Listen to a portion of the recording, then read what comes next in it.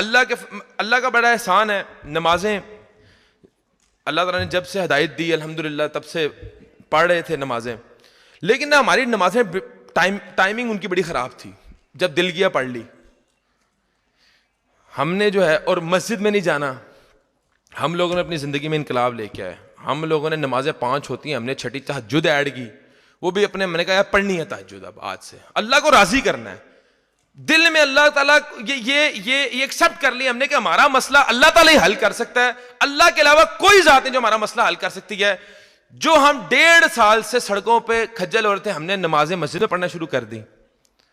ہم نے گوگل کیا کہ اللہ تعالیٰ کی رحمت کس طرح حاصل کی جائے, تو ہمیں اس میں جو ہے نا وہ ڈفرینٹ پیجز کے اوپر ملا کہ نماز کے بعد اذکار کرنے سے اللہ تعالیٰ کی رحمتیں نازل ہوتی ہیں, والدین کے ساتھ حسن سلوک سے اللہ تعالیٰ کی رحمتیں نازل ہوتی ہیں, آپ جو ہے تہجد کی نماز پڑھو اللہ تعالیٰ کی رحمتیں نازل ہوتی ہیں, اور سب سے اہم چیز لوگوں پہ رحم کرنا شروع کر دو, اللہ تم پہ رحم کرتا ہے.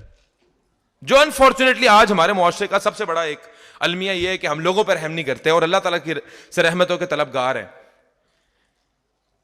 اللہ کا اتنا بڑا احسان ہوا, اللہ کا اتنا بڑا کرم ہوا کہ جو مسئلے کے اندر ہم 1.5 سال سے پھنسے ہوئے تھے, اللہ تعالیٰ کی رحمتوں سے ہم لوگوں نے اللہ کے آگے بڑا گڑ گرائے. مجھے آج وہ اپنے الفاظ یاد ہے کہ میری دعا بھی اس تڑپ سے نکلتی تھی, اور قرآن کے اندر وہ ایک آیت ہے کہ جب تم پھنستے ہو تو تم میری طرف لوٹتے ہو, جب تم نکل جاتے ہو تو تم یہ کہتے ہو کہ یہ میرا ہی علم تھا, یہ میری دانشوری تھی کہ میں نکل گیا ہوں. یہ اللہ تعالیٰ نے قرآن میں یہ بھی بتا دی ہے.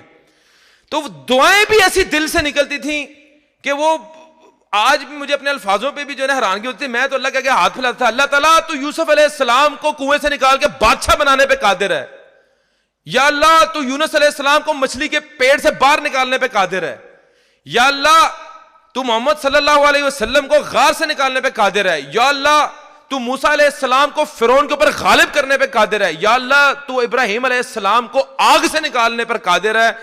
یا اللہ میرا مسئلہ تیرے آگے کیا ہے؟ 1.5 مہینہ مجھے آج بھی یاد ہے, 1.5 مہینہ, اور جس چنگل میں پھنسا تھا وہاں سے آزاد ہو گیا. میری 100% ریکوری ہو گئی, میں بالکل ایزی ہو گیا. تب میرا یقین پختہ ہو گیا کہ میں نے زندگی کے اندر کبھی کسی مخلوق کے آگے کوئی ہاتھ نہیں پھیلانے, کبھی کسی کو کام نہیں کہنا. جب میرا رب چاہے گا میں رب کو کہنا ہے, میرا رب چاہے گا ہو جائے گا, نہیں تو کوئی مسئلہ نہیں. Currently I am working with Malik Riaz Sahab, Bahria town کے چیئرمین ہیں. اللہ کا بڑا احسان ہے کہ میں ایک لارجسٹ ڈیولپمنٹ فرم بنائی ہوئی ہے میں نے. ABS developers, it's the world's first Shariah compliant real estate company. میں نے کاروبار کو سٹڈی کرنا شروع کر دیا اس واقعے کے بعد کہ کاروبار کے اندر ہم بحران کا شکار کیوں ہیں, ہمیں اللہ پاک کیوں نہیں ترقی دے رہا.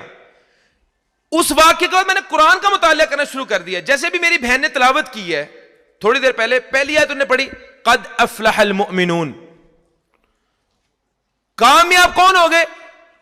بولے اونچی, مومن. اللہ نے ضمانت دے دی. پھر اللہ تعالیٰ ایک اور جگہ فرماتے ہیں وَأَنْتُمُ الْأَعْلَوْنَ إِن كُنْتُم مُؤْمِنِينَ, تم بلندیوں پہ ہوگے اگر تم مومن ہوگے. تو قرآن میں تو اللہ تعالیٰ نے مومن کو کامیابی کی ضمانت دے دی, ہم کیوں نہیں کامیاب؟ کیونکہ ہم مومن ہی نہیں ہیں. ہمارے نہ اخلاق مومنوں والے, نہ کردار مومنوں والے, نہ کاروبار مومنوں والا, نہ اٹھنا بیٹھنا مومنوں والا.